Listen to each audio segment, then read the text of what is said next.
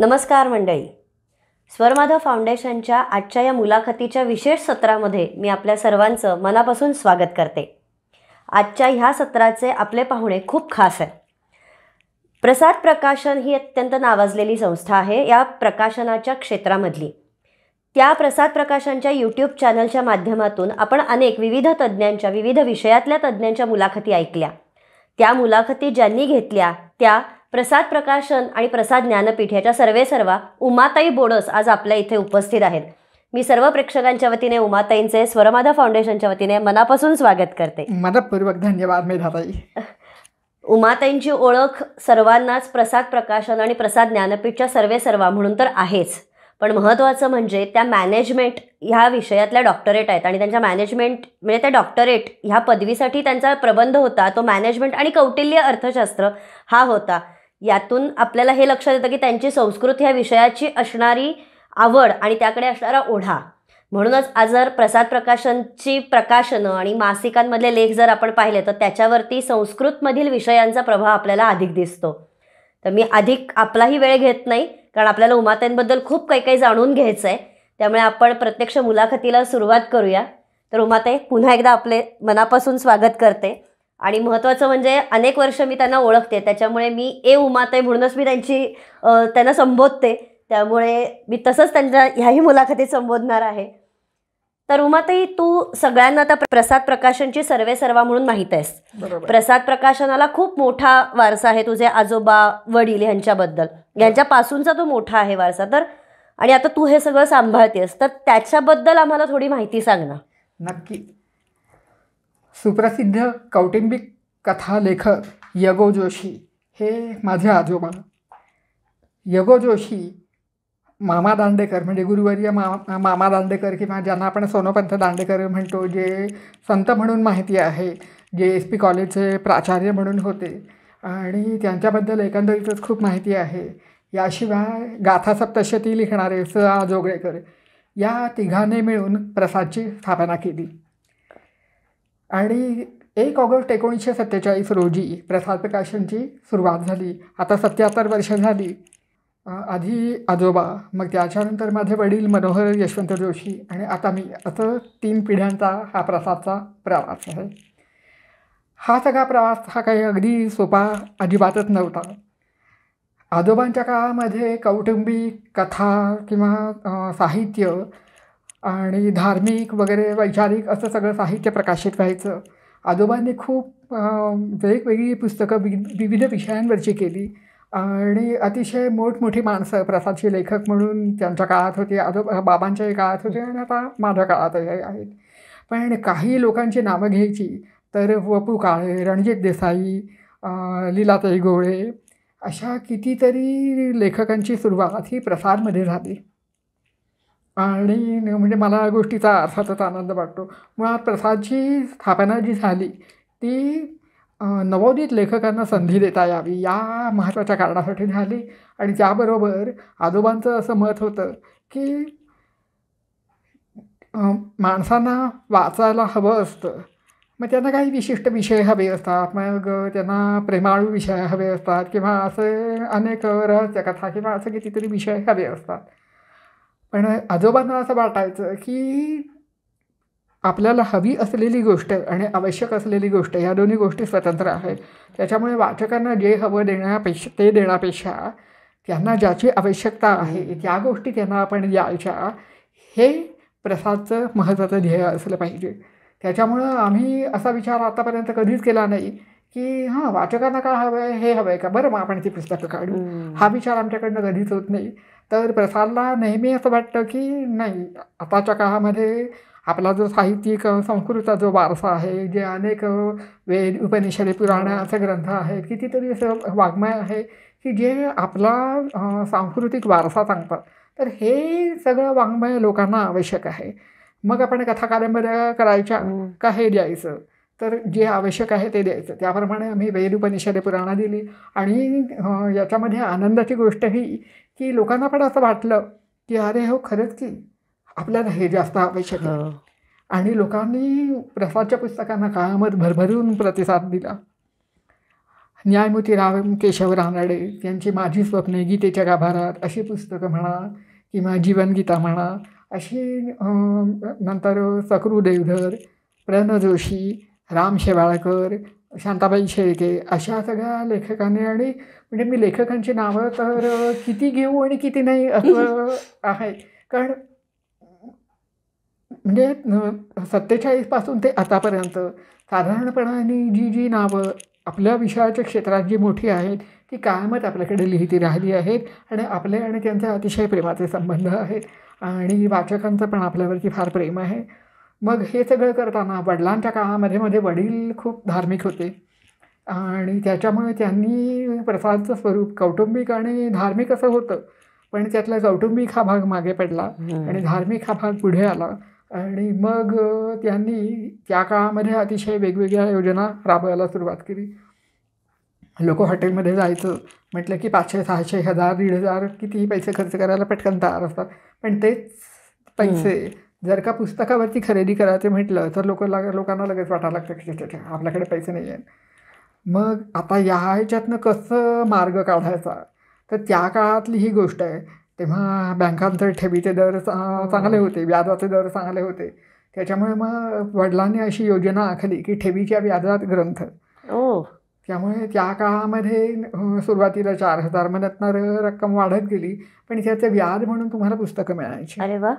आणि मग तुमची मुदत संपली की तुम्हाला ठेवी परत मिळायची. म्हणजे आतापर्यंत आपण सर्वच्या सर्व ठेवी परत केलेल्या आहेत. म्हणजे हे पण मला खूप महत्त्वाचं वाटतं की नुसतीच घोषणा नव्हती, तर आपण प्रत्यक्षात ती आणली. आणि ही जी सगळी पुस्तकं होती तर याच्यातनं सगळ्यांनाच म्हणजे वाचकांना आपला मूळ वारसा जो आहे तो किती महत्त्वाचा आहे, का आहे, हे सगळं कळायला लागलं.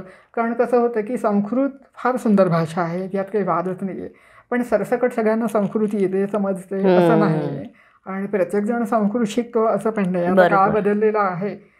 मग आपलं जे महत्त्वाचे जे वेद, उपनिषदे, शंकराचार्यांचे वाङ्मय किंवा अभिजात संस्कृत वाङ्मय, कालिदास, भास, भवभूती यांचं सगळ्यांचं जे वाङ्मय आहे हे सगळं आपल्याला समजून ते खूप मोठे आहे तर माहिती आहे, पण त्याच्यात काय लिहिलेलं आहे हे जाणून घेण्याची जी वाचकांना एक भूक होती, बरोबर, तर मग ती वडिलांनी ठेवीच्या व्याजात ग्रंथ अशा पद्धतीने ती पूर्ण केली.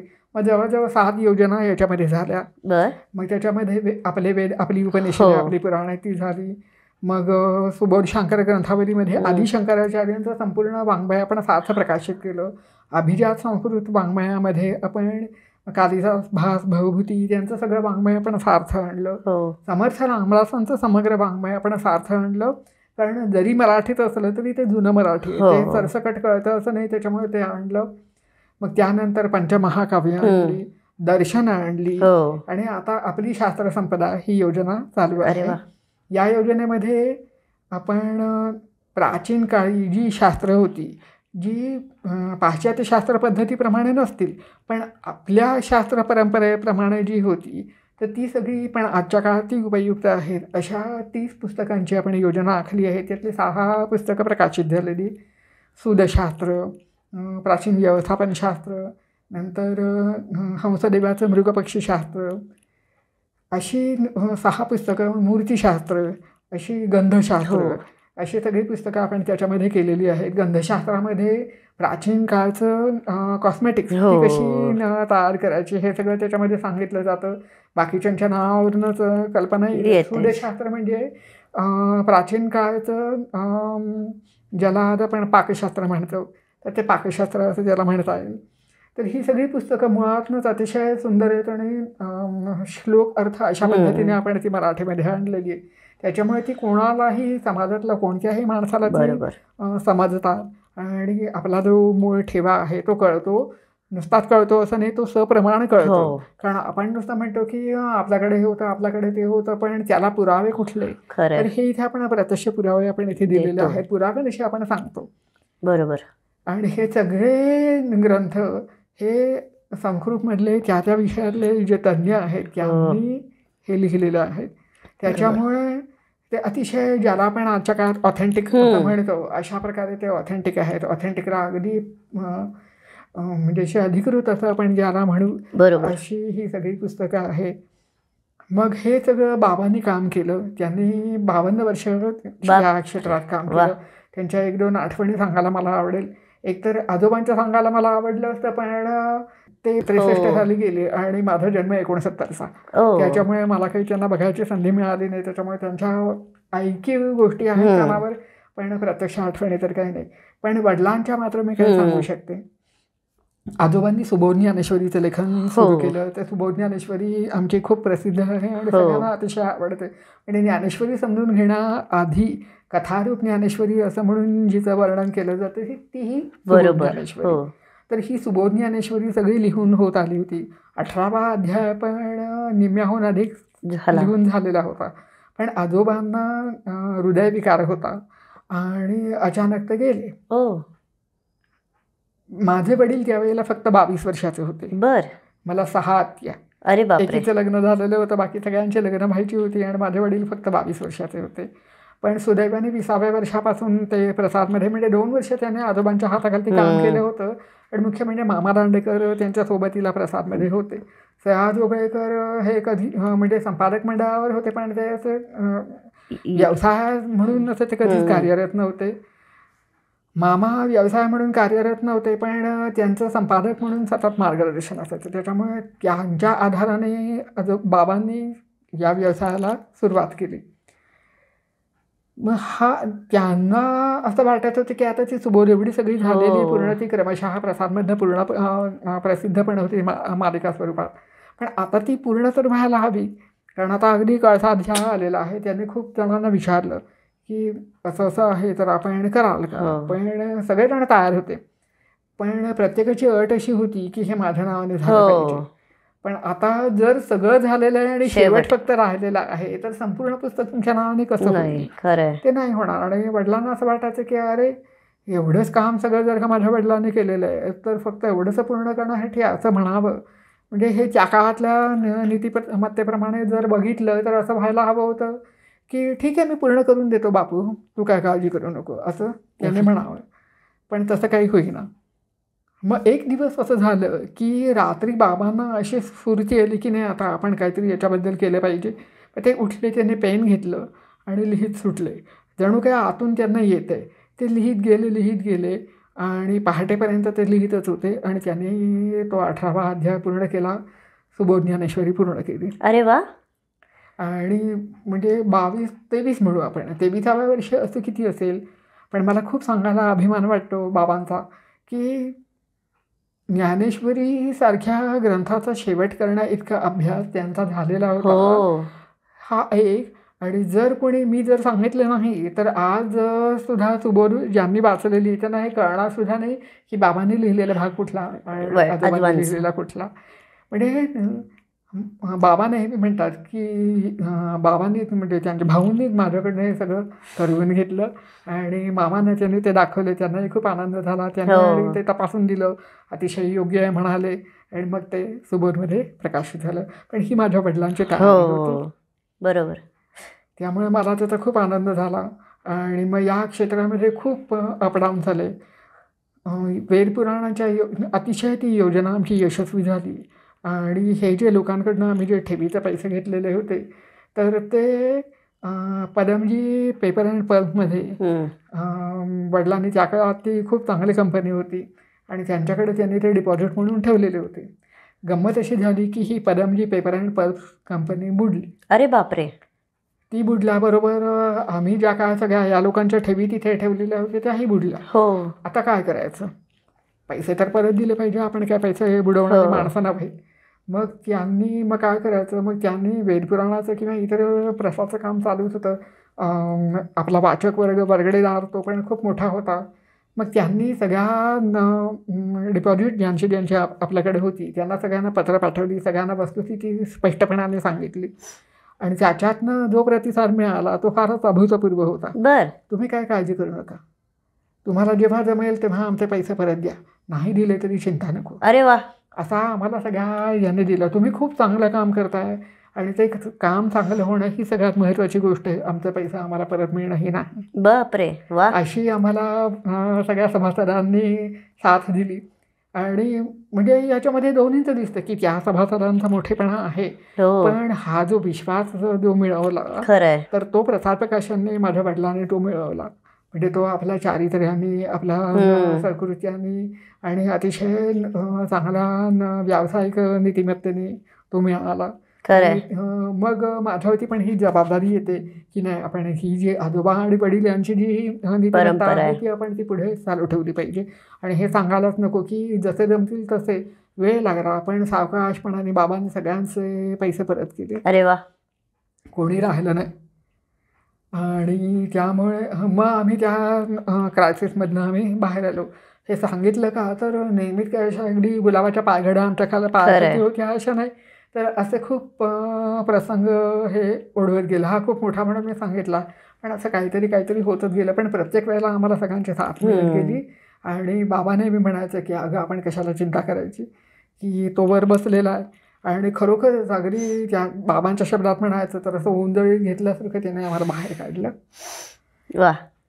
त्याच्यामुळे तो खूप आम्हाला आनंद होता. आणि मग मी साधारणपणाने 87 साली 12वी पास झाले आणि बाबांच्या मदतीला आले.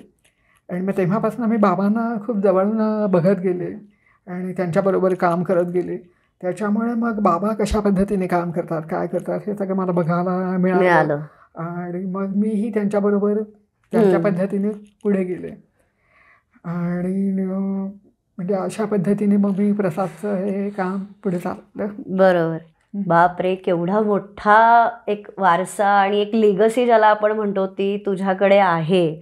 आणि हा वारसा त्याच प्रतिष्ठेने चालू ठेवणं, तो तसा वारसा चालू ठेवण्याशिवाय त्या प्रतिष्ठेने तो चालू ठेवणं, ती प्रतिष्ठा राखणं हे खूप कठीण काम आहे. पण ह्यामधला माझा महत्त्वाचा प्रश्न हा आहे की तू ठीक आहे, तू 12वी झालीस, तुझ्या वडिलांना तू मदत करायला सुरुवात केलीस, हे सगळं ठीक आहे, पण तुला खरंच ह्या क्षेत्रात यायचं होतं का, की तुझी काही वेगळी स्वप्न होती? वेगळी स्वप्न होती म्हणजे मला तेव्हा असं कधी वाटायचं की बुवा आपण आर्किटेक्ट व्हावं, किंवा माझा स्वभाव खूप क्रिएटिव्ह आहे, त्याच्यामुळे कुठल्या तरी मी एखाद्या क्रिएटिव्ह क्षेत्रात जावं असं मला तेव्हा वाटायचं. पण माझ्या वडिलांनी मला खूप लहानपणापासून या गोष्टीसाठी तयार केलेलं होतं. थोडीशी आमची कौटुंबिक पार्श्वभूमी पण त्यासाठी, की मला एक धाकटा भाऊ आहे. आम्ही दोघंच भावंड. पण माझा धाकटा भाऊ हा जन्मतः मूकबधीर होता. आणि प्रसादचा हा जो सगळा व्यवसाय हा सगळा भाषेचा व्यवसाय आहे. आणि अर्थात भाऊ खूप हुशार आहे, तो कम्प्युटर इंजिनियर झाला. त्याने त्याच्या क्षेत्रामध्ये चांगली खूप भरपूर प्रगती केली. त्याच्यामुळे तो पूर्णपणे मूकबधीर असल्यामुळे तो कधी मागे पडला असं नाही झालं. पण हा व्यवसाय चालवू शकणार नाही ही वस्तुस्थिती होती. मग आता कोण आहे? मी. बरोबर. आणि मला मात्र भाषेमध्ये भयंकर रस होता. माझी मराठी अतिशय उत्तम होती, माझ्या सगळ्यात भाषा खूप चांगल्या होत्या, माझं वाचन अचाट होतं. म्हणजे मी पुस्तकात जन्मले, पुस्तकात वाढले. त्याच्यामुळे लोक सोन्याचा चमचा घेऊन जन्माला येतात, मी पुस्तकं घेऊन जन्माला आले. त्याच्यामुळे मी अहोरात्र पुस्तकात बुडलेली असायचं. आणि ती म्हणजे आजही तशी परिस्थिती आहे. मला सकाळ संध्याकाळ रोज 2 पुस्तकं तरी मोठमोठाले झाड बाडं असल्याशिवाय माझा दिवस संपू शकत नाही. मग त्यामुळे वडिलांनी असं ठरवलं की मग हे चालवू शकेल. त्याच्यामुळे मग त्यांनी मला खूप लहानपणापासून संपादनाचे धडे द्यायला सुरुवात केली. आणि मग मी या क्षेत्रात आले. तू आत्ता म्हणालीस की तुमची कौटुंबिक पार्श्वभूमी एक होती त्याला, आणि तुला लहानपणापासून वडिलांनी ह्या क्षेत्रात आणलं, ते धडे द्यायला सुरुवात केली. तर हे मार्गदर्शन कशा पद्धतीचं होतं? म्हणजे एक पद्धत आहे की एक ह्या पद्धतीनं तू जा, किंवा एक ट्रेनिंग जे असतं ना, तो ट्रेनिंग पिरियड तुझा कसा होता? ती फारच छान गोष्ट आहे. म्हणजे माझ्या वडिलांनी असं मला कधी आता मी तुला शिकवतो असं म्हणून त्यांनी मला शेजारी बसून शिकवलं असं त्यांनी कधी केलं नाही. पण त्यांनी केलं का की मी अगदी 6वी-7वीत असताना त्यांनी लीलाताई गोळे आणि माझे वडील, आमचा खूप चांगला स्नेहसंबंध आहे. आणि या लीलाताईंचं वैशिष्ट्य असं की त्यांचं वडील रेल्वेत होते. त्याच्यामुळे ते भारतभर फिरत असत. आणि भारतभर त्यांनी अनेक प्रांतामध्ये त्यांचं संपूर्ण बालपण गेलं. आणि हे सगळे प्रांत त्यांना खूप जवळनं बघायला मिळाले. तर मग वडिलांनी काय केलं की मला संपादन शिकवता येण्यासाठी त्या प्रांतातला एक लहान मुलगा आणि त्याची कथा, त्याची कादंबरी असं त्यांनी लीलाताईनं लिहायला सांगितलं. बापरे. त्यांना लीलाताईने माहिती होतं की हे मुलीसाठी आहे. आम्ही किशोर भारतच आहे म्हणून ती 6 छोट्या किशोर कादंबऱ्यांचा तो संच होता. एक एक एक एक कादंबरी लीलाताई लिहत होत्या. मग वडील म्हणायचे की अगं हे तुला आवडेल पुस्तक, तू वाच. मग मी ती कादंबरी वाचायचं. आवडायचं, कधी आवडायचं कधी नाही आवडायचं, किंवा कोरडं वाटायचं किंवा काही असं हे व्हायचं. मग वडील म्हणायचे नाही असं नाही, तुला सांगता यायला पाहिजे की का आवडलं आणि का नाही आवडलं हे पण तुला सांगता यायला पाहिजे. हे नाही आवडलं ठीक आहे, नाही आवडलं तर नाही आवडलं, पण ते का नाही आवडलं हे मला तुला सांगता यायला पाहिजे. मग मी सांगायचे की हे आवडलं यासाठी आवडलं, हे नाही आवडलं यासाठी नाही आवडलं. मग ते जर नाही आवडलं तर ते तू कसं करशील, मग तू असं पाहिजे असं मी काहीतरी त्यांना सांगत होते. आता त्या वेळाच्या बुद्धीप्रमाणे मी त्यांना सांगायचं. मग बाबा लीलाताईने बोलवायचं. लीलाताई अगदी गंभीर पद्धतीने माझ्यासारख्या 6वी 7वीतल्या मुलींशी अत्यंत गंभीरपणाने चर्चा करायच्या की बरं तुला असं वाटतं का, ठीक आहे मग आपण असं करूया तसं करूया. असं करून त्यांनी ते 6 कादंबऱ्या माझ्याकडनं संपादित करून घेतल्या. आणि मग नंतरही त्यावेळेला नवे अंकुर नवी पालवी म्हणून आमची लहान मुलांची योजना, पुस्तकांची योजना चालली होती. 5वी ते 10वी असं मुलं जशी जशी मोठी होत जातील तसं तसं त्यांना वेगवेगळ्या विषयांचा परिचय करून द्यायचा. आणि त्यातली पुस्तकं ती खूप तज्ज्ञ माणसांकडनं त्यांनी लिहून घेतली. त्याच्यामध्ये अगदी कवितांपासून ट्रेकिंगपर्यंत सर्व विषयांचा समावेश होता. मग ती पुस्तकं पण त्यांनी, ती योजना पण माझ्यासाठीच होती. कारण मी जशी जशी पुढे गेले तशी तशी ती पुस्तकं त्या इयत्तेला येत होती.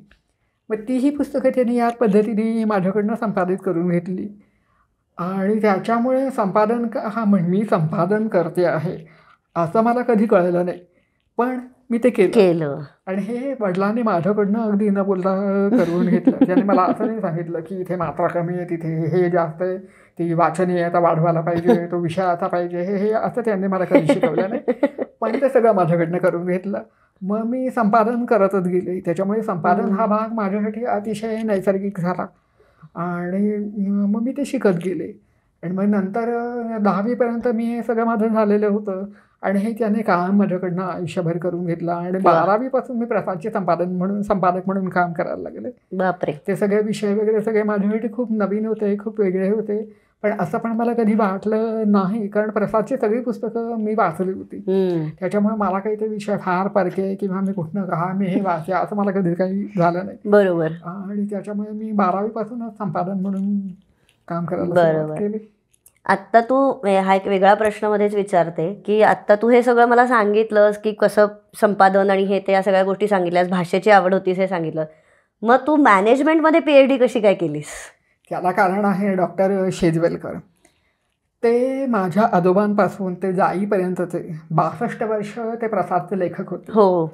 आणि त्यांचा आणि मॅनेजमेंटचा आहे तर तुला माहिती आहे, वेगवेगळं काही सांगायचं नाही, पण यांचं माझ्यावरती फार प्रेम होतं.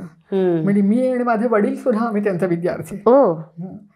तर मग त्यांनी असं ठरवलेलं होतं की नाही ही बापूसाहेबांची नाही आहे, माझीच मुलगी. तर त्याच्यामुळे मग त्यांनी असं ठरवलं की आता भाषा किंवा प्रसादचे विषय या सगळ्यातलं ज्ञान तिला ते वाचून वगैरे ते मिळतं, ते ती दाखवते ते की तिला हे कळलेलं आहे, पण तिला हा व्यवसाय म्हणून चालवायचा आहे. तर व्यवसाय चालवण्यासाठी आवश्यक जे ज्ञान आहे ते तिला मिळायला पाहिजे. मग मी कॉमर्सलाच गेलं पाहिजे, आर्ट्सला नाही की सायन्सला नाही, हे त्यांनी ठरवलं. मी कुठल्या कॉलेजमध्ये जायचं हे त्यांनी ठरवलं, मी कुठलं विषय घ्यायचं हे त्यांनी ठरवलं की या सगळ्या विषयांचं ज्ञान तुला आलंच पाहिजे. बरोबर. असं म्हणून मी BCom झाले. मग मी MCom करायचं. त्याच वेळेला मी MCom आणि MBA हे मी दोन्ही एका वेळेला केलं. त्याच्यामुळे माझा दिनक्रम असा असायचा की मी सकाळी 6:30 ते 8 एक्सटर्नल MComच्या क्लासला जायची. मग मी यायची, आवरायची, ऑफिसमध्ये जायची. तेव्हा आमचं ऑफिस 8:30ला उघडायचं. मग 8:30 ते 6 ऑफिस असायचं. मग मी तेव्हा जायची. मध्ये लंच टाईमला बाबा मला 2 तासाची सूट द्यायचे. मग त्यावेळात या 2 विषयाचा अभ्यास करायचा. 6ला ऑफिस बंद व्हायचं, 6:30ला मी MBAच्या कॉलेजला जायचे, कारण इव्हिनिंग कॉलेज ते मी जॉईन केलेलं होतं. त्याच्यामुळे मग मी शेजवलकरांकडे तिकडे जायची. 9:30ला कॉलेज सुटायचं, मग 9:45पर्यंत डिस्कशन वगैरे असं, मी 10ला घरी यायचे, जेवायचे, झोपायचे, परत सकाळी सुरू. हां, म्हणजे जो काय अभ्यास असेल तो रविवारी आणि मधल्या 2 तासामध्ये जे काय असेल तर या वेळात करायचं.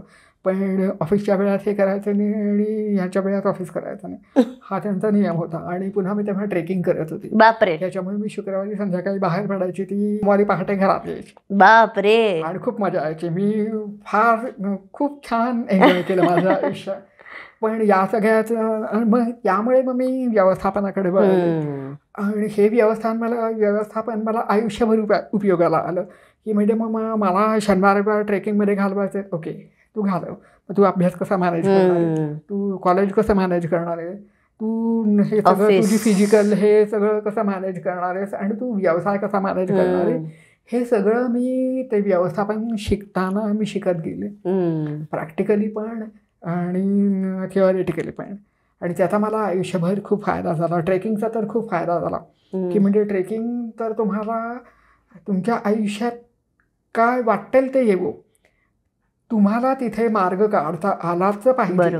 आणि तुमच्याकडे हे आहे आणि तुमच्याकडे हे नाही, तर ते नाही म्हणून तुम्ही न अडता कसं पुढे गेलं पाहिजे, हे तुम्हाला ट्रेकिंग इतकं दुसरी कुठलीही गोष्ट शिकवत नाही.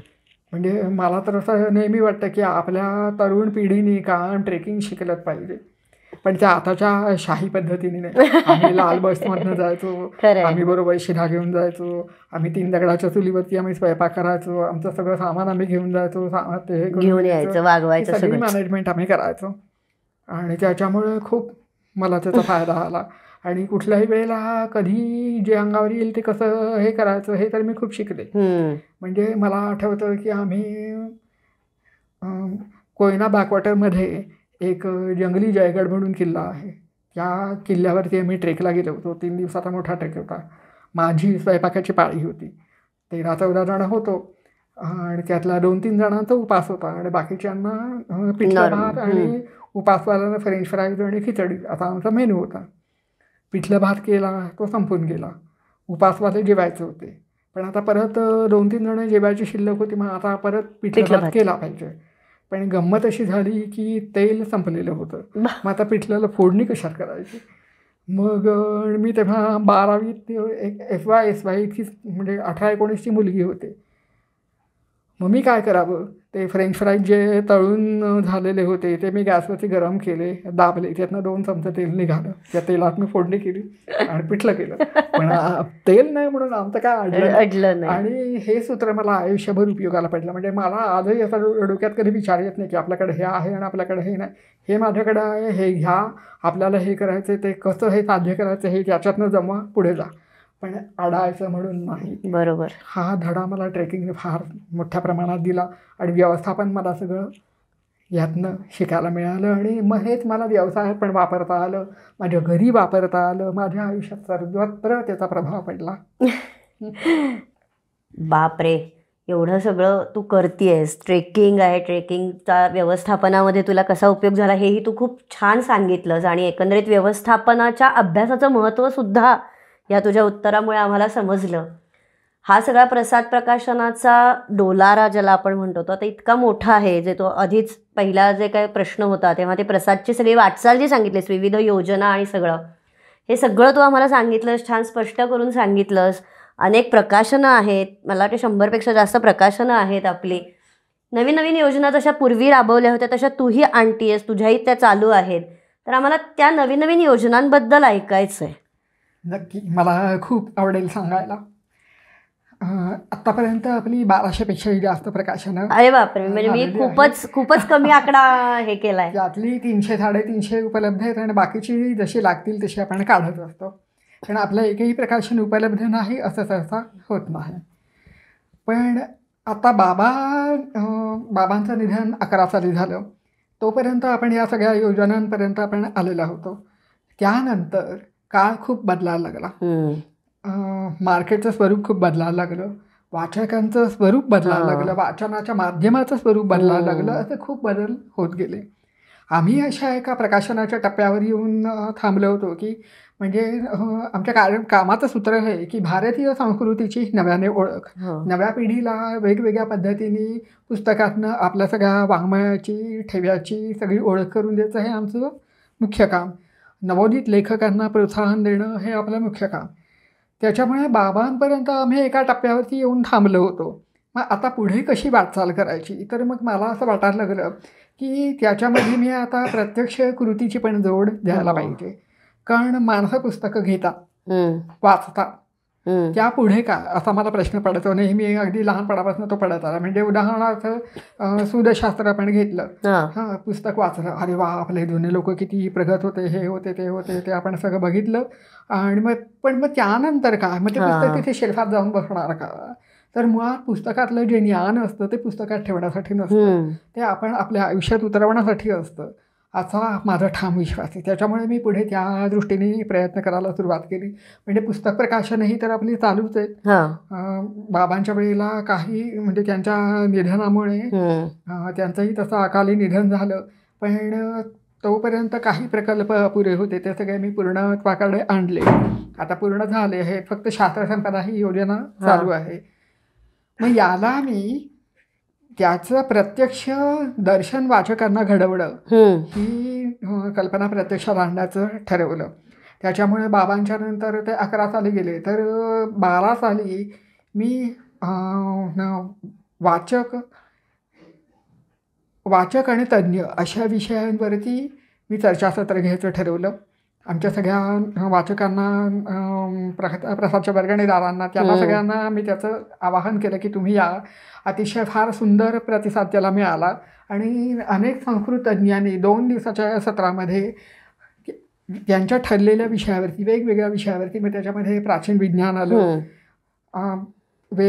वेदोपनिषद किंवा आम्ही जी पुस्तकं केलेली आहेत त्याच्याबद्दल आलं. पण म्हणजे संस्कृतमधले संस्कृत विश्व वाचक असं आम्ही त्याचं नाव ठेवलेलं होतं. त्यामुळे संस्कृत विश्व काय आहे याची ओळख कशी करून द्यायची या दृष्टीने आम्ही त्याचं आयोजन केलेलं होतं. त्याला संस्कृत तज्ज्ञांकडनं आणि वाचकांकडनं इतका भरभरून प्रतिसाद मिळाला की 2 दिवस जवळजवळ 150 वाचक त्यासाठी पूर्ण दिवसभरासाठी उपस्थित होते. आणि एकही वाचक उठून मला कंटाळा आला म्हणून निघून गेला नाही. त्याने अगदी मन लावून ते सगळं ऐकलं. मला या गोष्टीचा खूप आनंद झाला. मग त्यानंतर भरताचं नाट्यशास्त्र, सरोज देशपांडे आपल्याला माहितीच असतील, तर त्यांचा भरताचा नाट्यशास्त्राचा पुष्कळ हे आहे. तर ते नाट्यशास्त्र आपल्याला या योजनेत आणायचं आहे. पण मग नाट्यशास्त्र म्हणजे काय हे वाचकांना कळायला पाहिजे. मग त्या दृष्टीने 2 दिवसाचं नाट्यशास्त्र, भरताचं नाट्यशास्त्र असा आपण उपक्रम पुणे युनिव्हर्सिटीने प्रसार प्रकाशन असा, म्हणजे त्यांचं जे ललित कला केंद्र आहे ते आपण संयुक्त विद्यमाने आपण जो राबवला. मग 2 दिवसाच्या ह्याच्यामध्ये नाट्यशास्त्रामध्ये काम केलेली रोहिणी भाट, सुचेता चाफेकर, क्षमा भाटे, क्षमा भाटे, रोशन बाते असे सगळे, नंतर माधव अभ्यंकर, किरण भोळे असे सगळेजण त्याच्यामध्ये त्यांनी 2-2 तासाची प्रात्यक्षिक त्यांच्या विषयावरची दिली. बापरे. आणि तेही पुणे युनिव्हर्सिटीमध्ये होतं. तरी ललित कला केंद्राचं प्रेक्षागृह संपूर्णपणे खच्चून भरलेलं होतं आणि 2 दिवस त्यालाही खूप चांगला प्रतिसाद मिळाला. आणि मग मला असं वाटायला लागलं की आता नव्या पिढीला जर का आपल्या विषयांकडे वळवायचं तर मग आपण काय करायला पाहिजे. तर मग त्या दृष्टीने असं वाटत होतं की तरुण पिढीचा आवडीचा विषय म्हणजे फॅशन. मग आपण फॅशन या विषयाने आपण लोकांना इकडे वळवू. कारण संस्कृतबद्दल एक मला नेहमी असं जाणवतं माझ्या वाचकांशी बोलताना की खूप म्हणजे सर्व वयोगटातली लोक माझ्याकडे प्रकाशनामध्ये येतात. मी त्यांच्याशी बोलत असते, ते बोलत असतात. तर मला तरुण पिढी नेहमी म्हणायची संस्कृत म्हणजे का वृक्ष असतं, ते तू संस्कृतमध्ये का काम करते, त्याच्यामध्ये फक्त तत्वज्ञान असतं, बाकी काही नसतं. मग मी विचार करायला लागले, कारण मी जे पाहत होते ते चित्र फार वेगळं होतं. मग म्हटलं तसं नाही, आपण त्यांना ते प्रत्यक्ष दाखवून द्यायला. मग आपले लेखक आहे त्यांनी पुरा फॅशन म्हणून पुस्तक लिहिलं. नितीन हडप, डॉक्टर नितीन हडप. तर ते वेशभूषा याच क्षेत्रामध्ये ते प्रोफेसर आहेत. आत्ता सिम्बायोसिसला आहेत, आधी कुठे बरं होतं नाही मला माहिती. तर त्यांनी ते पुरा फॅशन म्हणून पुस्तक लिहून दिलं. मग त्यांच्या सहकार्याने पुरातन फॅशन म्हणजे पुरा फॅशन शो असा आपण फॅशन शो केला. आणि त्याच्यामध्ये सिंधू संस्कृती ते 12वे शतक असे सगळे पोशाख आपण प्रत्यक्ष तयार अरे केले. वा. त्यांची वेशभूषा, त्यांची शस्त्रास्त्र, त्यांचे दागिने, त्यांची केशभूषा असा संपूर्ण पोशाख आपण तयार केला. अशी 46 मॉडेल्स आहेत आणि मग त्याला आपण एक छान म्युझिक दिलं आणि मग तिथे आपण दोन्ही मागे 2 साईडनं आपण 2 हे लावलेलं असायचं, स्क्रीन लावलेलं असायचं. त्याच्यामध्ये मॉडेल चालत येत असताना एका स्क्रीनवरती तो पोशाख आणि दुसऱ्या स्क्रीनवरती तो कुठून घेतला आणि त्याची थोडक्यात सुरली आणि मग ते मॉडेल वॉक करत यायला लागलं की मग त्या पोशाखाचा थोडक्यात इतिहास सांगितला जायचा. आणि हा फॅशन शो जबरदस्त हिट झाला. म्हणजे पुण्यातच आम्ही त्याचे 3 शो केले. पण मग त्यानंतर मात्र हा प्रकल्प पुढे नाही मला नेता येणं शक्य झालं कारण त्याला खूप खर्च येतो. म्हणजे एका शोसाठी 2 ते 2.5 लाख आता तो जास्तच होईल. तर मग त्यामुळे ते काही आणि मुळात हा शो कमर्शियल हेतूने मी केलेला नव्हता. तर फक्त हे कळलं पाहिजे वाचकांना किंवा हे दिसलं पाहिजे आणि हे किती फॅशन ही किती इंटरेस्टिंग आहे हे मला दाखवायचं होतं. मग त्याच्यामध्ये खूप वेगळ्या गोष्टी समोर आल्या. एक तर बायकांच्या कपड्यांच्या व्हरायटीपेक्षा पुरुषांच्या कपड्यांची व्हरायटी जास्त होती. कारण त्याच्यामध्ये वेगवेगळे रॅप्स हे पुरुषांसाठी जास्त आहे, पुरुषांसाठी अलंकार जास्त आहे, सगळं काही पुरुषांसाठी खूप जास्त होतं. त्या मानाने स्त्रियांसाठी आहे पण कमी होतं पर्यायाने. त्याच्यामुळे आम्हाला खूप नवीन शिकायला मिळालं, खूप माहिती वेगळी मिळाली, खूप मजा आली ते करायला. आणि मग अशा ॲक्टिव्हिटीज आम्ही करत जातो. मग सूदशास्त्र पुस्तक काढायचं होतं. मग सूदशास्त्र पुस्तक काढताना असं लक्षात आलं की आताचं स्वयंपाकघर आणि जे स्वयंपाकाचा जो हेतू आहे हे सगळं आता बदललेलं आहे. त्याचं स्वरूप खूप आणि त्याचं महत्त्व हे काही प्रमाणात कळतं आहे पण तरी नाही कळत असं पण आहे. मग आम्ही ठरवलं की तसं नाही, आपण हे आता दाखवलं पाहिजे लोकांना.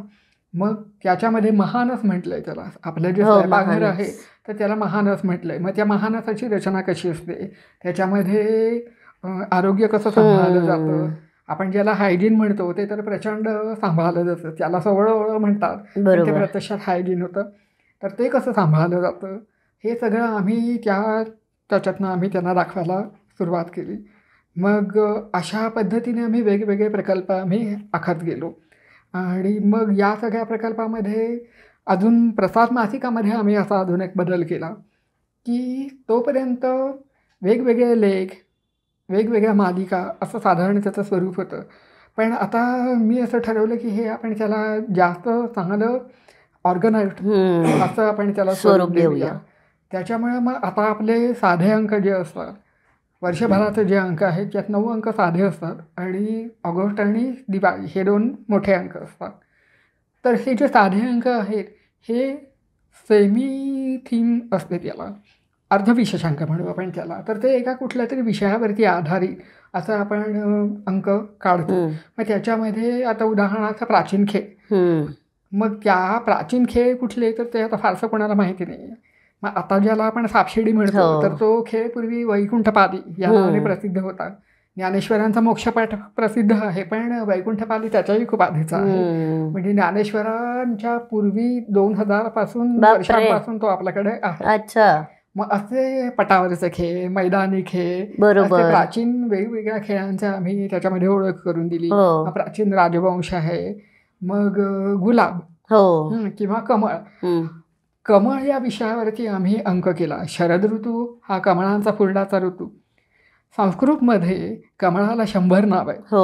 आणि हे सगळं मला वाचकांना सांगायचं होतं की वाचकांना हे माहितीच नाही आहे. जो संस्कृत अभ्यासक आहे त्याला हे माहिती. मग असं वेगवेगळे विषय घेऊन आम्ही त्याच्यावरती अंक करत गेलो. मग त्याच्या जोडीला धार्मिक मालिका असतात, असं सगळं पुष्कळ असतो. असं मी आता हे करत चाललो. त्याच्यात सुद्धा 75 अंक असे करून झालेले आहेत. त्याच्यामुळे तेही वाचकांना अतिशय खूप आवडतात. आता ई-कॉमर्स साईट आपली आहेच आहे पण त्याच्या जोडीला ऑनलाईन रीडिंग ज्याला ई-मॅगझिन म्हणता येईल किंवा हे असं करता येईल की आता वाचकाचं म्हणजे पुस्तकांचं स्वरूप पण बदललं आहे. लोक वाचतात. असं म्हटलं जातं की लोक वाचत नाहीत, तर नाही, लोक वाचतात. पण आपल्या काळात आपण 500-600 किती पानी पुस्तक आहे याचा आपण कधी विचार नाही करत. आपण किती पानं असले तरी आपल्याला तो काही फरक पडत नाही. पण आता मात्र वाचकांचं स्पॅन हा व्हॉट्सअप पोस्ट हो, इतकाच राहिलेला आहे. पण तिथे सुद्धा जर का मोठा लेख आला तर ते तो वाचत वाचला नाही. जातो. पण किंवा हार्ड कॉपी म्हणजे ज्याला प्रत्यक्ष फिजिकल कॉपी ती वाचली जाते अजून, पण तरी ऑनलाईन रीडिंग हे लोकांना कन्व्हिनियंट वाटतं. त्या दृष्टीने आता आपण ऑनलाईन रीडिंग आता ते करणारी आपण वेबसाईटचे काम चालू झालं आहे काही महिन्यातली. अरे वा. होईल म्हणजे काळानुरूप आपण बदल पण करायला पाहिजे ते आपण आता करत चाललेलो आहे. कारण अशा पद्धतीने आपण आता पुढे जात वा. चाललो आहोत. ह्याच्यामध्ये मला आणखीन एक तुला असा प्रश्न विचारायचा आहे की जे प्रसादचे अंक आहेत त्याच्यामध्ये एक प्रकाशनाच्या संदर्भातली एक नवीन योजना तू राबवतीयस. नवीन प्रकाशन आणि लेखकांसाठीची म्हणून ती एक योजना आहे. हो हो. तर त्या बाबतीत त्या संदर्भात मला माहिती जाणून घ्यायची आहे. त्याचं उत्तर असं आहे की 2 वर्षापूर्वी आम्हाला 75 वर्ष पूर्ण होणार होती आणि त्याच्या नुकता आधी कोविड काळ आलेला होता. तर या कोविड काळामध्ये आणि लगेचच कोविड काळ चालू होता आणि लगेचच आम्हाला 75 वर्ष पूर्ण होणार होती. तर त्यानिमित्ताने काहीतरी करावं असं मला खूप वाटत होतं. आणि आताचं जे तर मग त्या दृष्टीने मी असं ठरवलं होतं की आपण आता प्रिंट ऑन डिमांड मशीन आपण घेऊया. पण ते मशीन घेतलं तर ती फक्त आपलीच पुस्तकं करायची का? तर 75 वर्ष पूर्ण होताना आपण या कारणासाठी प्रसादची स्थापना झाली, नवोदित लेखकांना प्रोत्साहन. तर 75 वर्षाच्या निमित्ताने आपल्याला त्यासाठी काय करता येईल हा एक विचार माझ्या मनामध्ये होता. तर त्यामुळे जेव्हा आम्ही प्रिंट ऑन डिमांड मशीन घेतलं तर त्यावेळेला मग मला असं वाटलं की नाही आता आपण या वाचकांसाठी काहीतरी करू शकू. आता सध्याच्या काळामध्ये ज्याचे दर खूप वाढलेले आहेत, कागदाचे दर एकंदरीतच सगळे दर खूप वाढलेले आहेत. त्याच्यामुळे मी माझ्या खर्चाने सगळ्या लोकांची पुस्तकं नाही करून देऊ शकत. मग मी काय करू शकते असं मी स्वतःला विचारलं. तर मग माझ्या असं लक्षात आलं की आता आपण प्रिंट ऑन डिमांड मशीन आपल्याकडे आहे तर त्याच्यामध्ये 1 पासून कितीही प्रती आपण करू शकतो. तर ना नफा ना तोटा या तत्वावर आपण ज्यांना आपलं पुस्तक प्रसिद्ध करायची इच्छा आहे तर त्यांची पुस्तकं आपण करून देऊ शकतो. आणि त्याला किती समजा 100 पानांचं पुस्तक असेल तर त्याच्या ते तयार करून देण्याचा खर्च आपण घेतो. मग त्याच्यामध्ये मुखपृष्ठापासून ते टाईप करून लेआउट करून ज्याला पुस्तक म्हणून रूप आणायचं असतं ते सगळं आपण करून देतो. त्याच्यावरती 50 प्रती आपण त्यांना फ्री देतो. आणि मग त्यांना जर वाटलं तर मग त्यांना अजून हे कराव्या. तर मग असं जर बघितलं तर 100 प्रतींचा खर्च अवघा 12,500 ते 13,000 इतकाच येतो. पण त्याच्यामध्ये लेखकाला हा आनंद मिळतो की माझं पुस्तक झालं. खरंय. त्याच्यामध्ये मला काहीच मिळत नाही आणि मला ते नको पण आहे. कारण प्रसादच्या मूळ ब्रीदाशी जागण्यासाठी ही योजना आहे आणि आमची सगळी जी टीम आहे ती खूप आपुलकीने प्रेमाने काम करते. त्याच्यामुळे या पद्धतीमध्ये सुद्धा आम्ही 100 वर्षी लेखकांची पुस्तकं आम्ही प्रकाशित केलेली आणि त्या आनंदाने आवडीने पुन्हा पुन्हा वेगवेगळी पुस्तकं ते काढत असतात. आणि याच्यामुळे आम्ही कोविड काळातनं पण आम्ही सहज बाहेर पडून गेलो. लेखकांसाठी आमच्या हातनं काम झालं आणि 75 वर्षाची पूर्तता करण्यासाठी मला जे काही करायचं होतं तर ते असं खूप छान काम माझ्या हातून झालं. हो बरोबर. आता तू एवढं सगळं काय काय सांगतेस त्यातनं की एक ते छोटं रोपटं होतं जे तुझे आजोबा मामासाहेब दांडेकर आणि जोगळेकर यांनी मिळून लावलं होतं. सो त्याचा हा एवढा प्रचंड मोठा वृक्ष तुझ्या वडिलांनी आणि तू तयार केलेला आहेस. जसं तू आत्ता म्हणालीस की वाचनाच्या पद्धती बदलल्यात लोकांच्या. डिजिटल हार्ड कॉपीपेक्षा डिजिटलवरती लोकांचा माध्यम बदललंय एक. तर ह्या काळात सुद्धा हार्ड कॉपी लोकांपर्यंत पोहोचवणं आणि हा छपाईचा व्यवसाय एक प्रकाशनाचा व्यवसाय म्हणजे प्रकाशन तुम्ही ऑनलाईनही करू शकता पण त्याचबरोबर ते हार्ड कॉपीच्या स्वरूपात चालू ठेवणं आणि ते देखील तुमच्या तत्वांशी तडजोड न करता की माझं हे तत्व आहे, हे माझं ब्रीद आहे, हा आमचा मोटो एक प्रकारचा आहे आणि त्याच्याशी मी कुठेही फारकत घेणार नाही, हे असं न करता ते चालू ठेवणं हे खूप अवघड काम आहे. आणि जसं तू आत्ता म्हणालीस की कोरोनाच्या काळात सुद्धा आम्ही तरुण निघालो तर कोरोनाच्या काळात इतक्या लोकांच्या इतक्या अडचणी निर्माण झाल्या. सो ह्या सगळ्या गोष्टीनंतर सुद्धा हा व्यवसाय चालू ठेवणं, तत्वांची तडजोड न करता चालू ठेवणं हे कसं सांभाळलं? एकतर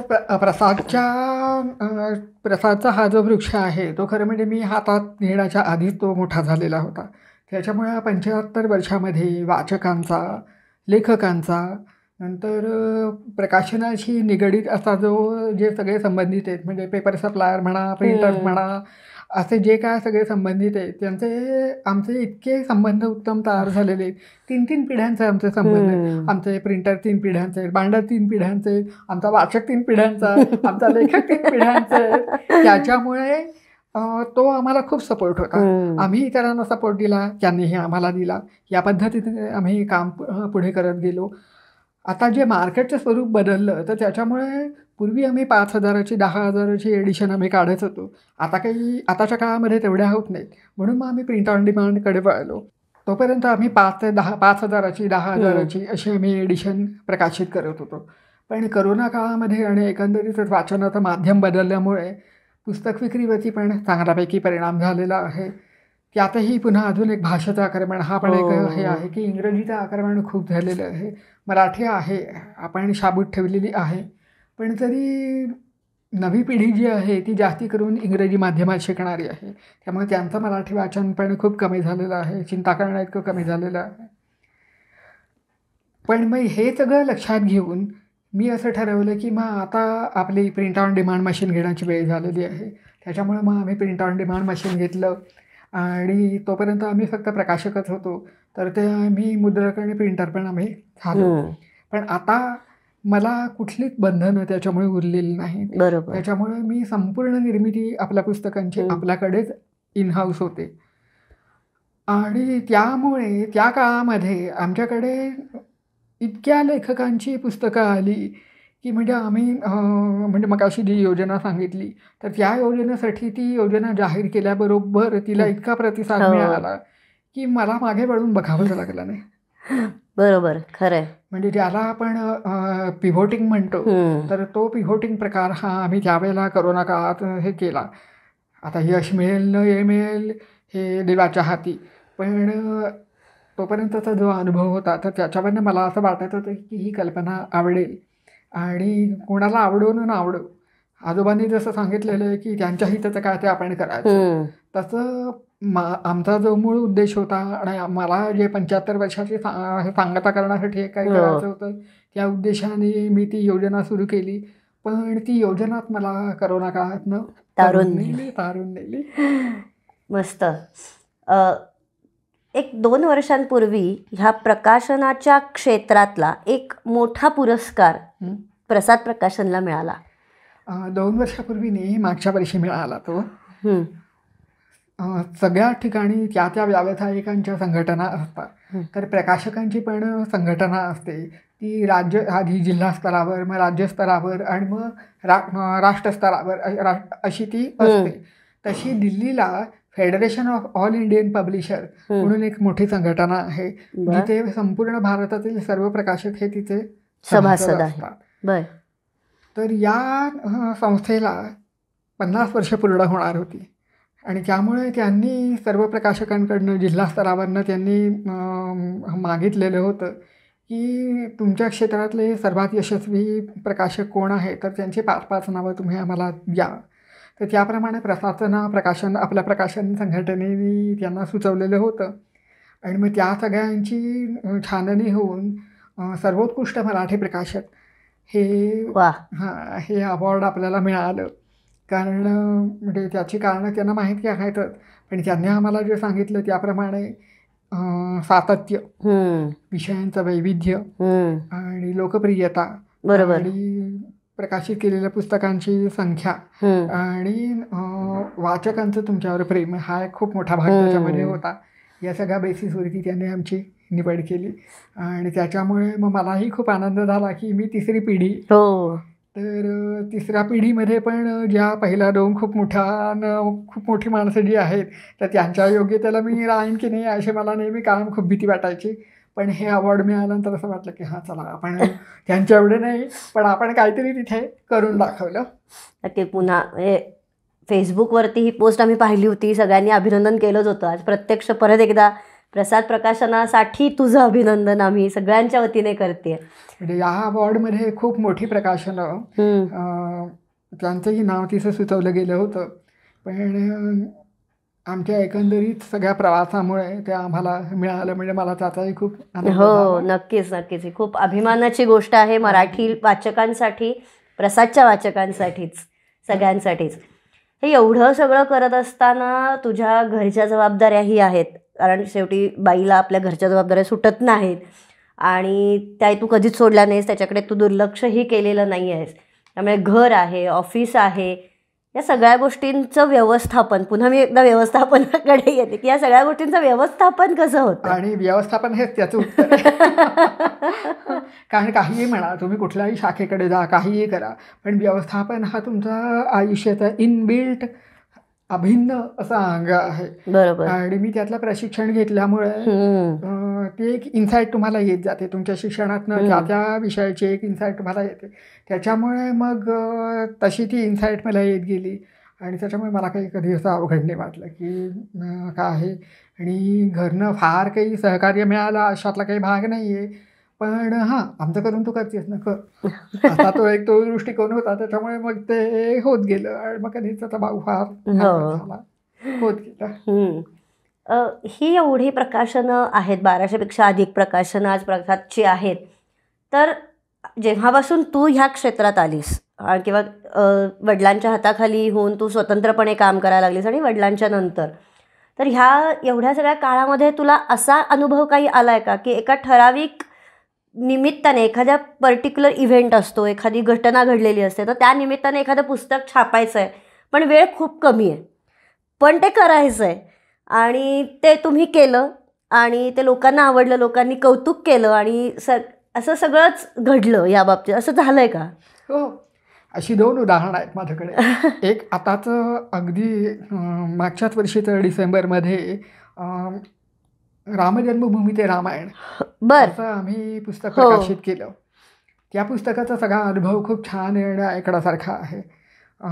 23 जानेवारीला अयोध्येच्या राम मंदिराचं उद्घाटन झालं आणि त्याच्या आधी इथे सौदामिनी हँडलूमनी दोधागे श्रीराम केली आहे म्हणून तो उपक्रम केला होता. तर या अनघाताई घैसार आणि आम्ही चांगला मैत्रिणी आहोत.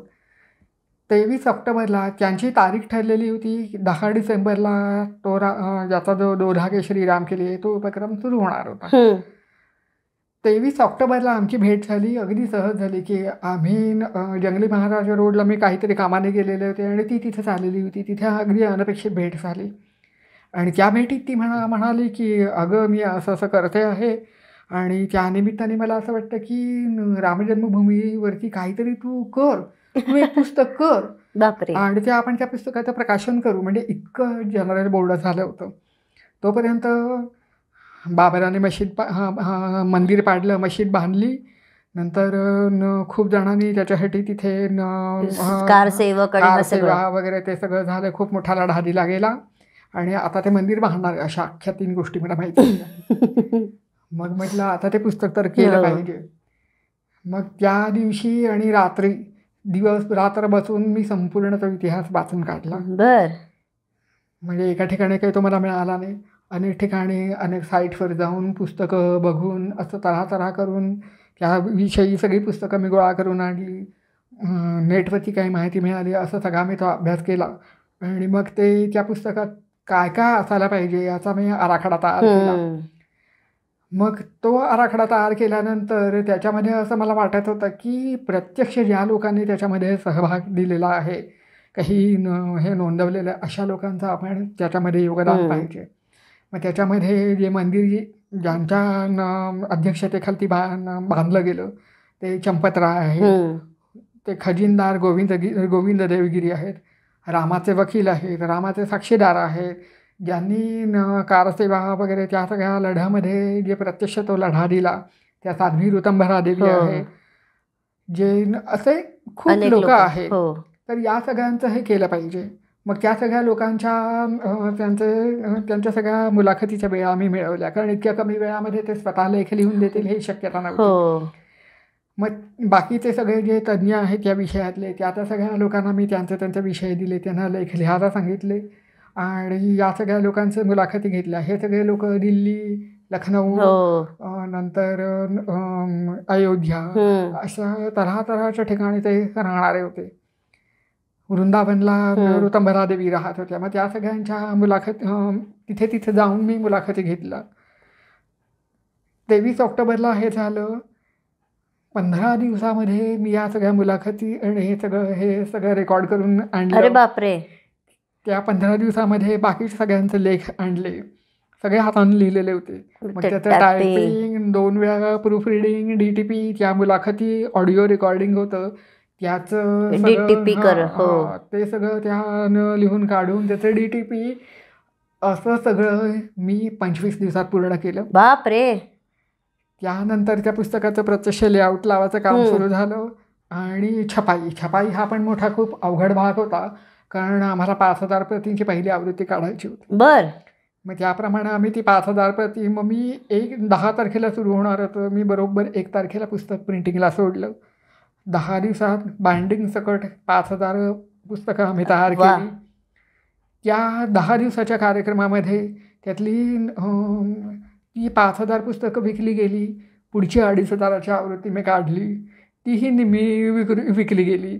आणि मग त्या दरम्यान अनघाताईंना योगी आदित्यनाथांचा फोन आला की ते तुमचं पुस्तक खूप छान आहे असं मी ऐकलं, तर ते हिंदीत पण तुम्ही करायला पाहिजे.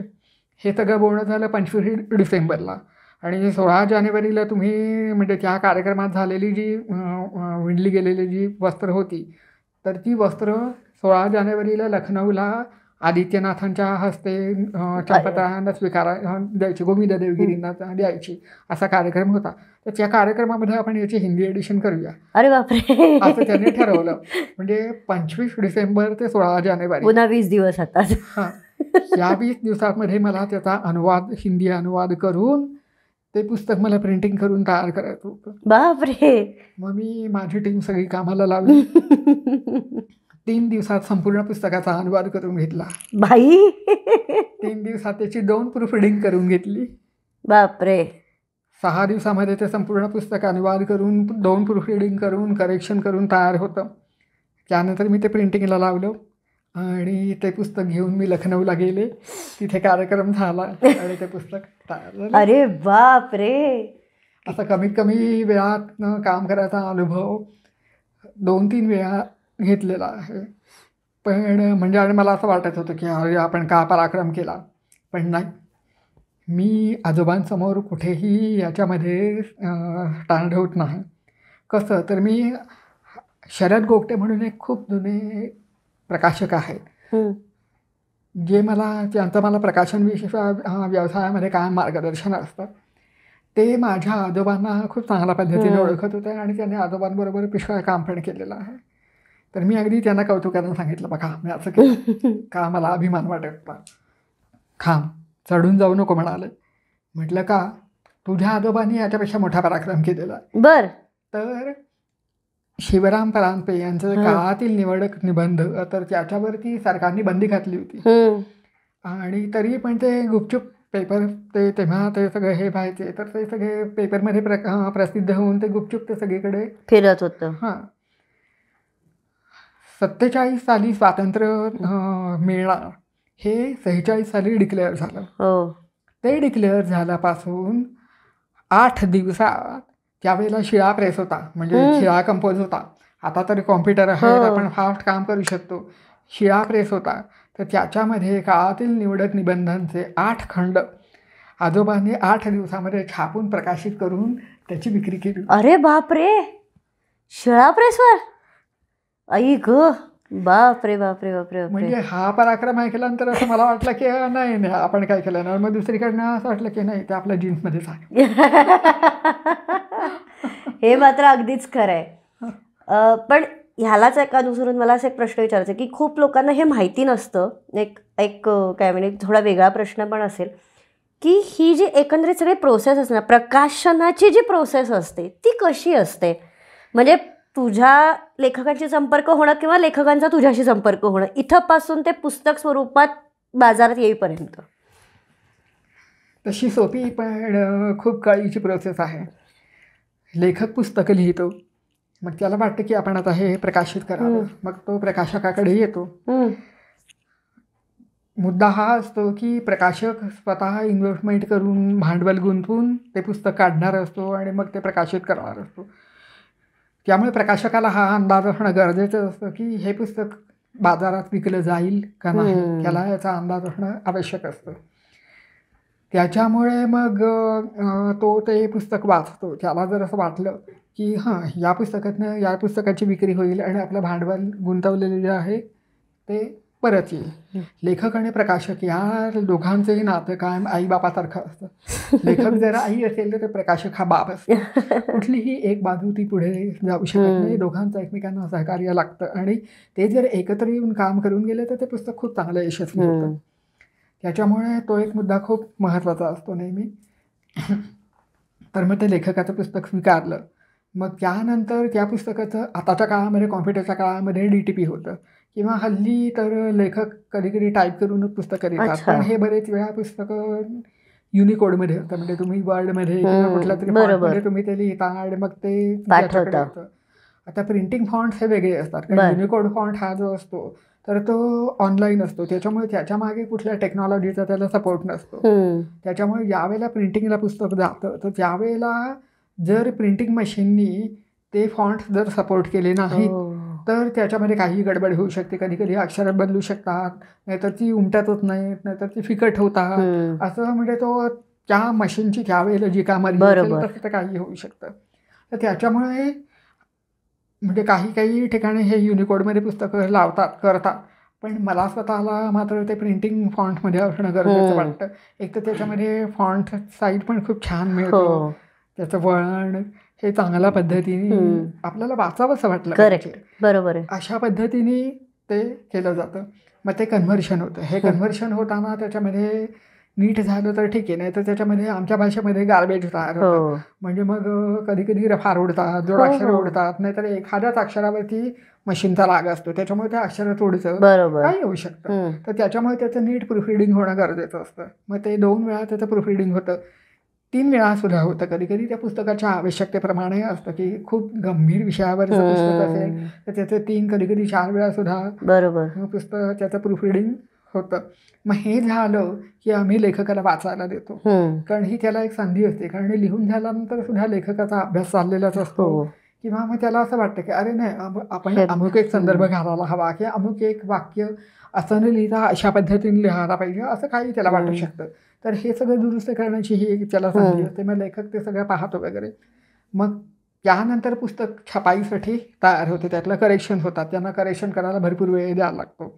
म्हणजे जेव्हा लेखक आमच्याकडे पुस्तक येतो तेव्हा तो पहिलं का आम्हाला विचारतो, मग आता मी प्रकाशन समारंभाची तारीख कधी ठरवू? त्या पुस्तकाचा जन्मच नाही अजून झालेला, बारशाची तयारी सुरू. तर मी नेहमी सांगते की अहो तुम्ही थांबा, आताशे कुठे दिवस गेले, अजून जन्म व्हायचा. खरंय. मग त्यानंतर तो जन्म झाला की मग आपण बारशाची तारीख ठरवू. खरंय, असं मी नेहमी सांगत असते. पण तरी त्याला अपवाद असतात ते सोडून देऊ.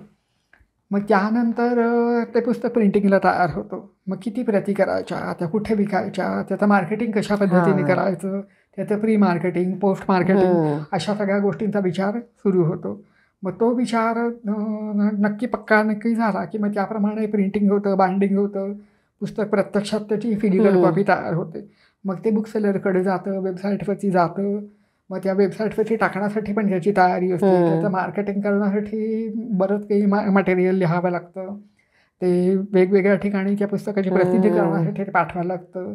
त्याचा प्रकाशन समारंभ केला जातो. अशा पद्धतीने ते पुस्तक जास्तीत जास्त लोकांपर्यंत पोचवावं. आताच्या काळात फेसबुक, व्हॉट्सअप, इंस्टाग्राम त्या सगळ्यांचाही खूप चांगला उपयोग होतो. मग तिथे सगळीकडे प्रसिद्धी करणं, हे सगळं हे करून ते प्रत्यक्ष पुस्तक बाजारात जातं. मग त्यानंतर बुकसेलरकडनं रिकव्हरी कधी लवकर मिळते, कधी नाही मिळत, कधी उशिरा होतो. व्यक्ती तितक्या प्रकृती त्याप्रमाणे तसं ते असतं.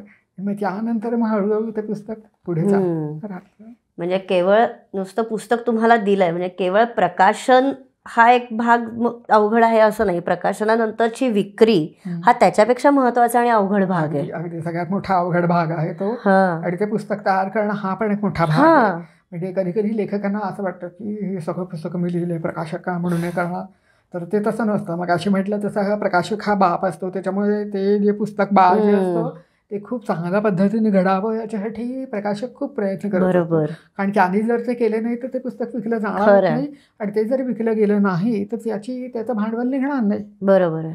खरं आहे. त्यामुळे या आत्ता जे काही आपण गप्पा मारतोय ह्या गप्पांमध्ये आणखीन एक महत्त्वाचा मुद्दा मला तुला असं विचारायचा आहे की आपण भेटलो त्याला सुद्धा आता 12-15 वर्ष होतील जवळपास, नक्की पण तेव्हापासनं तुझ्या कानाचा काहीतरी एक प्रॉब्लेम आहे हे मला माहिती आहे. आणि त्याबद्दल मला थोडं जाणून घ्यायचं आहे की तो प्रश्न कशामुळे आला आणि त्यावरती तू कशी मात केलीस, कारण हा एक खूप महत्त्वाचा मुद्दा आहे. कारण जेव्हा आपण एखाद्याशी बोलतो तेव्हा समोरच्याला हे माहिती नसतं आणि मग समोरचा कोणत्याही म्हणजे ती परिस्थिती माहिती नसते आणि मग समोरचा काहीही कमेंट करतो किंवा काहीही विचार करतो आपल्याबद्दल आणि रिकामा होतो. तर ह्या सगळ्या येणाऱ्या कमेंट्स किंवा असलेला प्रश्न ह्या सगळ्यावरती तू मात कशी केलीस, कारण हा खूप महत्त्वाचा मुद्दा आहे. हो खरं. मुळात मी जन्माला आले तेव्हा मी पूर्णपणे नॉर्मल होते, पण 4थीत असताना मला गोवर झाला आणि तो बरा झाला नाही तर तो 1 वर्ष परत परत परत परत बरा व्हायचा, पुन्हा व्हायचा, बरा व्हायचा, पुन्हा व्हायचा, असं 1 वर्षभर चाललं होतं. आणि शेवटच्या वेळेला तो कानात गेला, म्हणजे कानामध्ये गोवराचं ते सगळं हे आले, त्याचा माझ्या कानावरती परिणाम झाला. आपल्या कानामध्ये कॉकलिया म्हणून एक भाग असतो, तर पियानो कसा असतो तशा त्याला हजारो लाखो सेल्स असतात, अगदी बारीक हेअर सेल असतात, आपल्या केसापेक्षा सुद्धा अगदी बारीक असतात. तर त्या हेअर्स जेव्हा आवाज आपल्या कानामध्ये जातो तर तेव्हा त्या पियानोची बटणं कशी अशी हे दाबली जातात, तर त्या आवाजाप्रमाणे त्या हेअर सेल दाबल्या जातात आणि मग त्यातून जो आवाजाचा संदेश तयार होतो तो ऑडिटरी नर्व्हजकडनं मेंदूला जातो आणि मग आपल्याला मेंदू त्याचा अर्थ लावतो आणि मग आपल्याला ऐकायला येतो. असं एक इन जनरल प्रोसेस ऐकण्याची प्रोसेस आहे. या माझ्या गोवरामुळे हा कॉकलिया जो आहे तर त्यातल्या ज्या हेअर सेल्स आहेत त्या ग्रॅज्युअली डेड व्हायला लागल्या. आपण जेव्हाही म्हणतो की आता मला ऐकायला कमी येतं तर त्यावेळेला त्याचं मुख्यतः कारण हे असतं. बाकीचे कानाचा पडदा, ऑडिटरी नर्व्ह ही कारणं असतात, पण मेजर कारण हे असतं की त्या जशा जशा त्या ग्रॅज्युअली डेड होत जातात तसं तसं तुमचं ऐकणं कमी होतं. तर माझ्या बाबतीत या सेल्स डेड व्हायला लागला. त्याच्यामुळे 4थीतनं 5वीत जाताना मला फारशी जाणीव नव्हती, पण बाकीच्या आजूबाजूच्या लोकांना हे कळायचं की हिला ऐकायला कमी येतं आहे. मला खूप राग यायचा तेव्हा की काय कमी, ही बोलली मी ऐकते, ही मला असं म्हणते की मला ऐकायला येत नाही. पण प्रत्यक्षात ते खरं होतं, कारण तोपर्यंत मी वर्गामध्ये 1ली 2री असलेली 5वीत जेव्हा गेले तेव्हा एकदम माझा रिझल्ट खाती आला, कारण मला बाई काय बोलायचं ते कळायचं नाही. बरोबर. मग त्यानंतर हिअरिंग एड आलं. ते हिअरिंग एड वापरायला पण मला तसा म्हणजे तेव्हा असं वाटायचं की का आपण कानाला मशीन लावायचं आणि त्या लहान वयामध्ये इतकं फारसं कळत असतं. आणि माझा धाकटा भाऊ डैफ होता, त्याच्यामुळे जन्मतः मूकबधीर होता. त्याच्या वेळेला सुद्धा आईला सिव्हिअर गालगुंड झाले होते 8व्या-9व्या महिन्यात, तर त्याच्यामुळे त्याच्या ऐकण्यावरती परिणाम झाला. आणि मग त्यामुळे त्या मूकबधीर मुलाला वाढवणं ही गोष्ट माझी आई करतच होती, पण मग त्यानंतर मला सुद्धा ऐकण्याचाच प्रॉब्लेम आला. त्याच्यामुळे खरं म्हणजे आईवडील या नात्याने ते गडबडून जाणं स्वाभाविक होतं. पण माझे आईवडील अतिशय धैर्यवान होते आणि मी त्यांचे कायम ऋणी आहे. त्याचं एक मुख्य कारण असं आहे की त्यांनी मला आणि माझ्या भावाला असं कधीही ट्रीट केलं नाही की हां तुम्हाला ऐकायला कमी येतं मग आम्ही तुम्हाला प्रोटेक्ट करू, मग मी प्रत्येक वेळेला तुझ्याबरोबर राहीन किंवा मग असं करा तसं करा असं सांगेन, असं नाही. कारण त्यांना माहिती होतं की आज आपण त्यांना संरक्षण देऊ, पण उद्या बाहेरच्या जगामध्ये जाऊन त्यांना त्यांचंच वापरायचं आणि प्रत्येक सेकंदाला आपण त्यांच्याबरोबर असू शकत नाही. बरोबर. त्यामुळे त्यांनी तो धडा पहिल्यापासून गिरवला. आणि मग लोक म्हणायची हिला ऐकायला येत नाही. मला एकदा शाळेत खूप वाईट वाटलं होतं, कारण फोकडांमधनं मला काढलं होतं आणि त्यावेळेला ते दुःख खूप मोठं असतं, काही वाटत नाही, पण तेव्हा ते दुःख खूप मोठं असतं. तर आणि का तर हिला ऐकायला कमी येत नाही, मग हिला घेतलीच कशी. तेव्हा मला ते खूप मी अपसेट झाले होते. पण मग माझ्या वडिलांनी मला समोर बसवून सांगितलं, हे बघ ऐकायला कमी येतं तर त्याचे जे काय परिणाम असतील ते होणार, तर हे तू ठरवायचं की प्रत्येक वेळेला असं होईल त्यावेळेला ते ऐकून दुःखी व्हायचं का, त्यापेक्षा या माणसाला तो काय म्हणतो ते समजत नाही आहे असा विचार करायचा आणि ते सोडून देऊन पुढं जायचं, हे तू ठरव. कारण तू जर असं करत राहिलीस तर तुला सारखा त्रास होईल, त्याचा तुझ्यावरती खूप परिणाम होईल, तू खूप निगेटिव्ह होशील. म्हणजे अगदी या शब्दात नेहमी आता गोळाबेरीज सांगते. तर हे तू ठरवायचं. बरोबर. त्याच्याप्रमाणे मी ठरवलं की नाही, आणि आपल्याला ऐकायला कमी येतं तर येतच आहे, आणि हा आपला लॉस वाढत जाणार आहे, तो वाढतच जाणार आहे. त्याच्यामुळे त्याचे काय परिणाम होतील याचा आपण काय विचार करत बसायचा नाही. तुला जर असं वाटत असेल की हिला ऐकायला कमी येतं, मग आता हिला हे समजणार ते समजणार नाही, तर ती त्या माणसाची चूक आहे, बरोबर. ती काय माझी चूक नाही. त्याच्यामुळे मी या गोष्टीचा कधी विचारच करत नाही. मी आहे ही अशी आहे, स्वीकारायचं असेल तर स्वीकारा, नाही तर तुम्ही तुमचा रस्ता. बरोबर. आता हे थोडीशी कट भावना आहे, पण त्याच्यामुळे मला काही कधी त्याचा त्रास झाला नाही. आणि सगळ्यात महत्त्वाचा याचा परिणाम हा झाला की माझ्या आत्मविश्वासावरती याचा कधीही परिणाम झाला नाही. खरं. मी आज तर माझा संपूर्ण लॉस झालेला आहे, मी दोन्ही कानांनी 100% कर्णबधीर आहे. हां, त्याचा माझ्यावर परिणाम झालेला आहे. तो कसा, तर माझ्या उच्चारांवरती परिणाम झालेला आहे. कारण पूर्णपणाने तुम्ही ऐकलं नाहीत तर तुम्ही ते उच्चारू पण नाही शकत. बरोबर. तर त्याच्यामुळे माझ्या उच्चारांवरती काही एक परिणाम झालेला आहे. पण माझी भाषा ही फार छान आहे, आणि कुठलीही भाषा मलाही चटकन आत्मसात करता येते. त्याच्यामुळे तो आमचा आत्मविश्वास पण खूप राहिला. आणि माझ्या आईवडिलांनी जाणून बुजून मला आणि माझ्या भावाला असं हे केलेलं होतं की प्रत्येक गोष्ट एकटेपणाने स्वतंत्रपणाने करायला ते आम्हाला भाग पडायचे. तू जा स्टेशनवर तिकीटं काढून आण, तू जा हे घेऊन ये, तू जा याच्याशी जाऊन बोलून ये, तू जा हे करून ये, ते करून ये. असं मीच नाही तर माझ्या भावाला पण त्यांनी हे केलं. त्यामुळे आमचा दोघांचा कॉन्फिडन्स अतिशय वाढलेला होता आणि आहे. त्याच्यामुळे आमच्या आयुष्यात काही अडलं नाही. मग आमचं उत्तम शिक्षण झालं. आम्ही दोघंही, तो कॉम्प्युटर इंजिनियर आहे, मी MCOM MBA आहे, आणि मग नंतर मी PhD पण केली. त्याच्यामुळे मग आमच्या शिक्षणात कुठे अडलं नाही, मग आमचं ऐकायला कमी येणं मध्ये कुठे आलं नाही. त्याहीपेक्षा आम्ही येऊ नाही दिलं. ठीक आहे, लोकांना प्रत्येकाला काहीतरी प्रॉब्लेम असतो. बरोबर. खरं. हां, मग तो शारीरिक असेल असं नाही, इतर कुठला असेल, परिस्थितीचा असेल, मानसिक असेल, किंवा काय वाटेल तो असेल, पण प्रत्येक कोणाला प्रॉब्लेम नाही अशी व्यक्ती या जगामध्ये. मग मला हा प्रॉब्लेम आहे, इट्स ओके, हां. त्याच्यामुळे मी काय त्याचा विचार करत नाही. मी समोरच्याला फक्त एवढेच कल्पना देते की मला ऐकायला कमी येतं. मग तो मनुष्य त्या दृष्टीने तर बोलतो, गैरसमज होत नाही, सगळ्यात मोठा भाग त्याचा.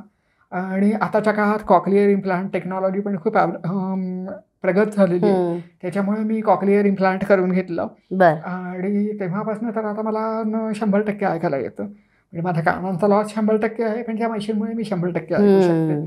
त्याच्यामुळे आता तर तो लॉस काय मला जाणवतही नाही. त्याच्यामुळे नाही, फक्त उच्चारांवरती जो परिणाम झालेला तो थोडासा तसा आहे, पण ठीक आहे. आत्ताच तू म्हणालीस की तुझी भाषा खूप छान आहे, आणि ते आम्ही फेसबुकवरती बघत असतो. कारण तू जशी एक उत्तम संपादिका आहेस, तशी एक लेखिका आहेस, तशीच एक छान कवयित्री पण आहेस. आणि आम्ही फेसबुकवरती आणि इतर सोशल मीडियावरती तुझ्या कविता वाचत असतो. त्यामुळे गप्पांच्या शेवटाकडे येताना तुझी एक छानशी कविता आम्हाला ऐकायची आहे. हो, जरूर जरूर. या सगळ्या ऐकणं किंवा एकंदरीत आयुष्यात जे काय प्रश्न मी म्हणजे अनुभवत गेले, तर त्याच्यातनं आलेली ही कविता आहे. आणि या कवितेचं वैशिष्ट्य असं की ती वपू काळेंच्या नावावरती थोडेसे शब्द बदलून ती खपवली गेली. त्याच्यामुळं मला असं हे झालं की आता आपण नक्की काय करायचं, की आपली कविता अशी कॉपी झाली याचा दुःख करायचं का, आपण आपली कविता वपू काळेंच्या योग्यतेची त्याचा आनंद मानायचा, असा मला प्रश्न पडला होता. आणि मग मी नंतर तर दोन्ही सोडून दिलं. पण ही माझी आवडती कविता. निर्णय चुकतात आयुष्यातले, आणि वाट आयुष्याची बिकट होते. प्रश्न कधी कधी कळत नाही, आणि दिशा उत्तराची भरकटत जाते. सोडवताना वाटतं सुटत गेला गुंता, पण गाठ हरक्षणी नवीच बनते. वाट अनोळखी देखणी मोहक दाहक, ध्येय पथिकाचे चालताना हरवून जाते.